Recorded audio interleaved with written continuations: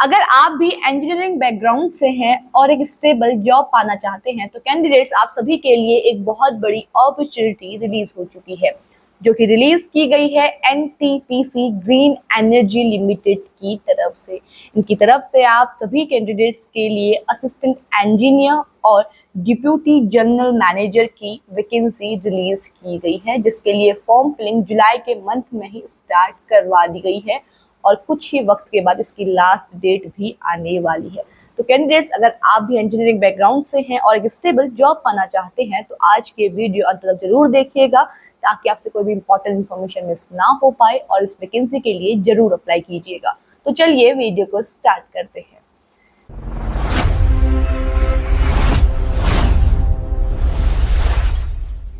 Candidates, ये रहा आपकी स्क्रीन के सामने एनटीपीसी ग्रीन एनर्जी लिमिटेड की तरफ से रिलीज किया गया नोटिफिकेशन, जिसमें पहली पोस्ट आपकी रहेगी असिस्टेंट इंजीनियर की, जिसके लिए 100 वैकेंसीज या 100 पोस्ट आपकी रिलीज की गई हैं।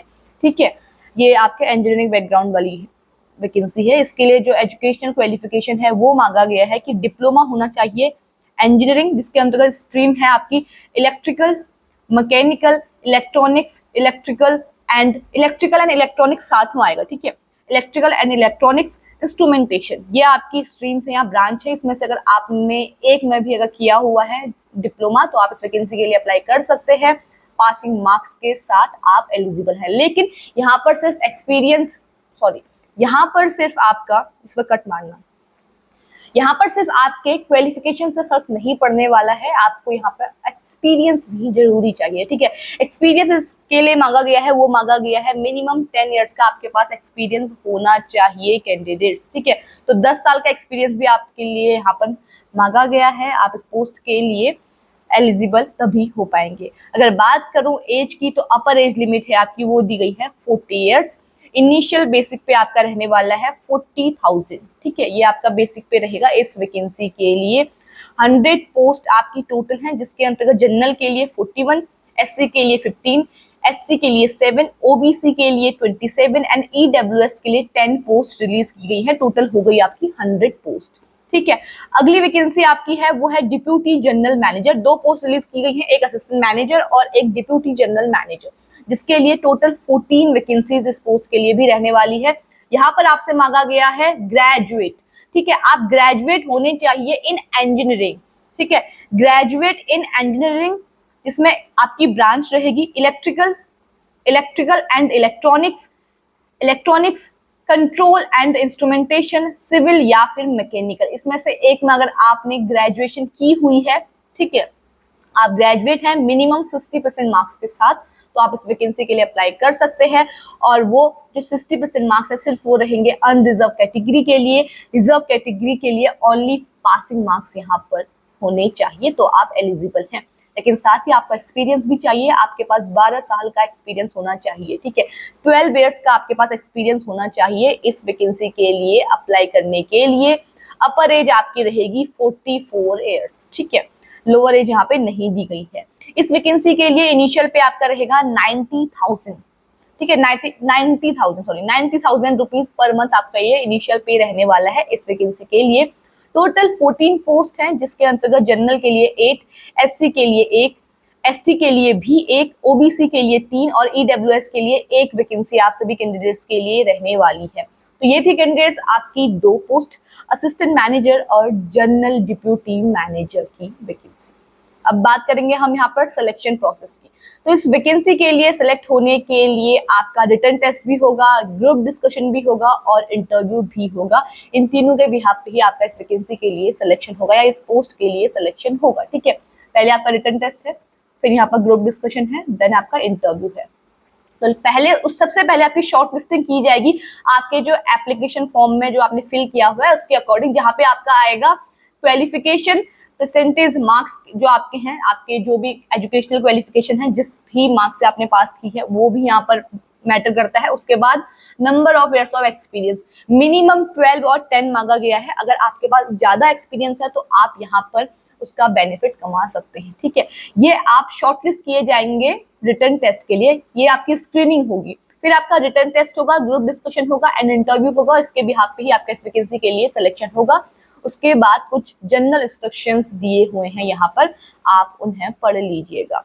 ये है आपके डॉक्यूमेंट अपलोड करने की लिस्ट कि कौन कौन से डॉक्यूमेंट आपको क्या क्या तरीके से अपलोड करने हैं, वो आप यहाँ पे देख लीजिएगा। अच्छे से एडवर्टाइजमेंट को पढ़ लें कैंडिडेट्स, क्योंकि यहाँ पर करेक्शन विंडो का जिक्र नहीं है। इसलिए अगर आप फॉर्म फिल कर लेते हैं और कोई गलती कर लेते हैं तो वो फिर आप बाद में परेशान ना हो, इसकी वजह से पहले एक बार आप प्लीज जो भी एडवर्टाइजमेंट रिलीज होता है, जिस भी वैकेंसी का, जो भी वैकेंसी हम आपको बताते हैं, उसका डिटेल नोटिफिकेशन पढ़ के ही फिर फॉर्म फिल कीजिएगा, ताकि आपको कोई गलती यहाँ पे ना हो, फिर करेक्शन विंडो ओपन नहीं होती है, फिर आप परेशान होते हैं। तो प्लीज नोटिफिकेशन एक बार पढ़ लीजिएगा। नोटिफिकेशन का लिंक हमेशा हमारे डिस्क्रिप्शन बॉक्स पर दिया होता है, तो आप वहां से डाउनलोड कर लें, फिर पढ़े, उसके बाद ही फॉर्म फिल कीजिएगा।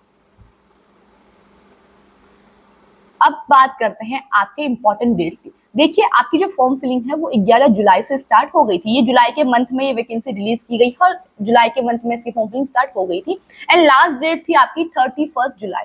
फिर यहाँ पर अब आप सभी कंफ्यूज हो जाएंगे कि हम 31 जुलाई का एडवर्टाइजमेंट आज क्यों डिस्कस कर रहे हैं।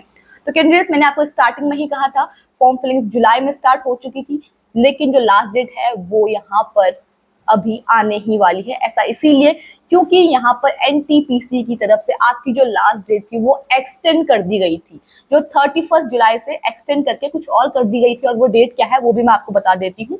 उसके लिए अलग से एनटीपीसी की तरफ से एक नोटिफिकेशन रिलीज किया गया, या एक नोटिस रिलीज किया गया, जिसमें बताया गया कि आपकी जो फॉर्म फिलिंग है उसकी जो लास्ट डेट है, जो पहले 31 जुलाई थी, वो एक्सटेंड करके 31 अगस्त कर दी गई है। यानी 31 अगस्त तक आपकी अब यहाँ पर लास्ट डेट हो चुकी है। इसलिए मैंने आपको स्टार्टिंग में ही कहा था लास्ट डेट नजदीक है। तो अभी भी आपके पास कुछ समय बचा हुआ है, यानी आपके पास 4-5 दिन का समय बचा हुआ है। आप इस वैकेंसी के लिए अप्लाई कर सकते हैं। अगर आप अप्लाई करना चाहते हैं असिस्टेंट इंजीनियर, ठीक है, और डिप्यूटी जनरल मैनेजर की वैकेंसी के लिए अच्छी खासी वैकेंसीज आप सभी कैंडिडेट्स के लिए रिलीज की गई है। अगर आपके पास डिप्लोमा है या ग्रेजुएट हैं आप इंजीनियरिंग में, जो भी ब्रांच वहाँ पे मेंशन की गई है, और आपके पास एक्सपीरियंस है, तो आप इस वैकेंसी के लिए अप्लाई कर सकते हैं 31 अगस्त तक। लेकिन मैं आपको बता दूं, जो आपकी एजुकेशनल क्वालिफिकेशन है वो 31 जुलाई के हिसाब से ही यहाँ पर रहने वाली है। चाहे वो एजुकेशनल क्वालिफिकेशन हो या एज क्राइटेरिया हो, वो सब कुछ 31 जुलाई के अकॉर्डिंग ही रहेगा। यानी आपने 31 जुलाई से पहले पहले आपकी एजुकेशनल क्वालिफिकेशन कंप्लीट होनी चाहिए। एक्सपीरियंस जो है आपका मिनिमम 10 ईयर्स का या मिनिमम 12 ईयर्स का, वो भी कंप्लीट होना चाहिए। एज क्राइटेरिया जो आपकी अपर एज है वो भी, अगर आप अभी 31 जुलाई के बाद मान लीजिए आप 45 के हो गए हैं, वहां 45 दिया हुआ है, तो आप इस वैकेंसी के लिए फिर एलिजिबल नहीं है। ठीक है, जो भी आपका क्राइटेरिया रहेगा वो 31 जुलाई के अकॉर्डिंग रहेगा। सिर्फ जो फॉर्म फिलिंग की डेट है वो एक्सटेंड की गई है 31 अगस्त तक। तो आप 31 अगस्त तक इस वैकेंसी के लिए अप्लाई कर सकते हैं। अप्लाई करने के लिए लिंक आपको हमारे डिस्क्रिप्शन बॉक्स में मिल जाएगा, और डिटेल नोटिफिकेशन का लिंक भी आपको हमारे डिस्क्रिप्शन बॉक्स में मिल जाएगा।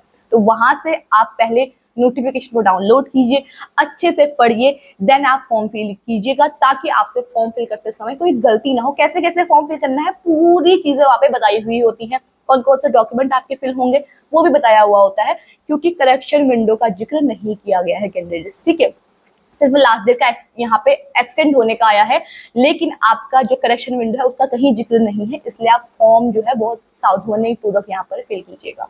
बाकी आज के इस वीडियो में इतना ही। ऐसे ही गवर्नमेंट जॉब से जुड़ी हुई जितनी भी वैकेंसीज आती हैं, नोटिफिकेशंस आती हैं, उनसे कनेक्ट रहने के लिए आप हमारे चैनल को जरूर सब्सक्राइब करें, और अगर आपको वीडियो पसंद आई है तो उसे लाइक और शेयर करें। बाकी मिलते हैं एक नई वीडियो में नई अपडेट के साथ।